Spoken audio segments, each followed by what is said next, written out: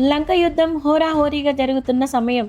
రావణుడి సహోదరుడు అహిరావణుడు ఒక కుటిల ఉపాయం ఆలోచించాడు.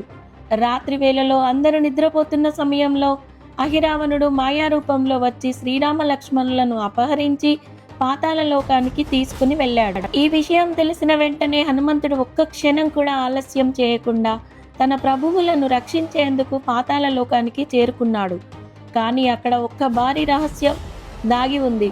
అహిరావణుడి ప్రాణం 5 దీపాలలో ఉంది. అతడిని సంహరించాలంటే ఆ 5 దీపాలను ఒకేసారి ఆర్పాలి. అప్పుడు హనుమంతుడు తన అపారమైన దివ్యశక్తిని ప్రదర్శించాడు. మునుపెన్నడు చూడని విధంగా పంచముఖ హనుమంతుడిగా అవతరించాడు. వానరముఖం శక్తి, నరసింహముఖం రక్షణ, గరుడముఖం విషనాశనం, వరాహముఖం భూమి స్థిరత్వం, హయగ్రీవముఖం జ్ఞానం. ఒకేసారి 5 ముఖాలలో ఒకేసారి 5 ముఖాలతో 5 దిక్కుల్లో ఉన్న ఆ దీపాలను ఆర్పివేసి అహిరావణుణ్ణి సంహరించాడు హనుమంతుడు. అలా రాముడిని కాపాడి భక్తి అంటే కేవలం ప్రార్థన మాత్రమే కాదు, సమయానికి ఆదుకునే ధైర్యం అని నిరూపించాడు. జై పంచముఖ హనుమాన్.